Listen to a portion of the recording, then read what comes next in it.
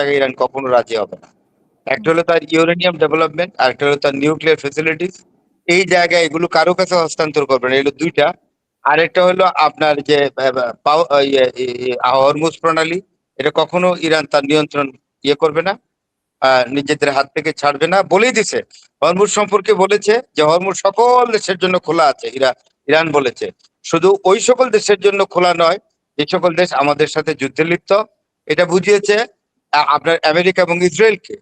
সুতরাং এটা পরিষ্কার করেছে ইরান এগুলো মানবে না, এগুলো বলে লাভ নেই। ইরান তার ইউরেনিয়াম ক্যাপাসিটি, তার নিউক্লিয়ার যে যে বিষয়গুলো আছে, এগুলো কখনোই আমেরিকার হাতে হস্তান্তর করবে না, তাইলে ইরানের সমূহ বিপদ। আর আরেকটা জিনিস আপনাকে বলি, এই যে ইরান কিন্তু এই প্রথমবারের মতো স্বীকার করেছে যে তাদের কাছে আন্তঃমহাদেশীয় ক্ষেপণাস্ত্র আছে, অ্যান্টি মানে ইন্টারকন্টিনেন্টাল ব্যালিস্টিক মিসাইল আছে।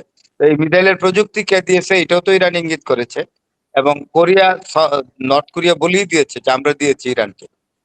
কারণ ইরানের এটা জরুরি দরকার, ইরান যাতে তার কাছে নিউক্লিয়ার যে সক্ষমতা আছে, এটা যাতে ইরান এই আন্তঃমহাদেশীয় ক্ষেপণাস্ত্র দিয়ে আমেরিকার মাটি পর্যন্ত পৌঁছাতে পারে। সুতরাং এখানে ডেটারেন্স হয়ে গেছে পাওয়ারে। ইরান এবং আমেরিকার মধ্যে পাওয়ার ডেটারেন্স শক্তি সাম্যতা তৈরি হয়েছে।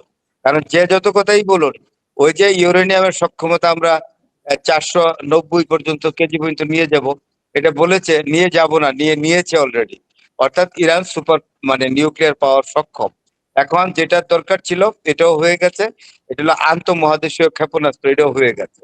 তখন এটা পাওয়ার ডেটারেন্স হয়ে গেছে। আর ও নর্থ কোরিয়া খুব খুশি, নর্থ কোরিয়া চায় যে আরেকটা দেশ শক্তিশালী হোক, ইরান শক্তিশালী হোক, কোথাকার এশিয়ার আরেকটা দেশ শক্তিশালী হোক। এবং সেটার উদ্দেশ্যে এই সমস্ত ওয়ার টেকনোলজি বা ওয়েপন্স টেকনোলজি কোরিয়া ইয়াকে দিয়ে দিয়েছে, ইরানকে দিয়ে দিয়েছে।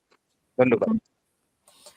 না, তারপরে এখন আপনার কাছে কি মনে হচ্ছে যে আমরা আবার মধ্যপ্রাচ্যের মধ্যেও তো দুই ভাগ হয়ে গেছে, তারাও তো ইরানের উপর হামলা করছে। মাঝে মাঝে আমরা দেখতে পাচ্ছি সংযুক্ত আরব আমিরাত, তারপরে সৌদি আরবের কথাও শোনা যাচ্ছে। তো এরা এরা কি করবে, মানে এরা কোনোভাবে হালে পানি পাবে কিনা ইরানের উপর হামলা করে? এই যে আমরা আমি তো এটা আগে বলেছিলাম, ইরান বলেছে যে আক্রমণ কথাটা বলছো মুখে, এটাই যথেষ্ট, আক্রমণটা করে দেখো। একটা জিনিস বলেছে, হরমুজ প্রণালীর পানির নিচে দিয়ে যে কেবল, ডিজিটাল কেবল গিয়েছে যেগুলো, আর ওই রেড সির নিচে দিয়ে গেছে, হুতিরা বলছে রেড সির গুলো আমরা কেটে দিব পানির নিচে। আর ইরান বলেছে হরমুজ প্রণালী দিয়ে কেবল যে গেছে যেগুলো পানির নিচে, এগুলো সব কেটে দিব। তাইলে ডিজিটালাইজড যে আপনার মধ্যপ্রাচ্য, এটা তো একদম ডিজিটালাইজড হয়ে যাবে, ডিজিটালাইজড হয়ে যাবে। সোজা ডেটা টেটা যা আছে সব শেষ, কম্পিউটার বন্ধ, চলবে কেমন করে কন? খালি বললেই তো হবে না। তা আমাদের এখন দেখা আরেকটা জিনিস দেখেছি যে হরমুজ প্রণালীতে এখন নতুন একটা সংস্থাকে দায়িত্ব দিয়েছে ইরান, মানে সেটা কি মেইনটেনেন্সের জন্য নাকি? হ্যাঁ, মেইনটেনেন্সের জন্য। যত যাকেই দায়িত্ব দেখ, যাকেই দায়িত্ব দেখ, he will be controlled by Iran, no doubt about it.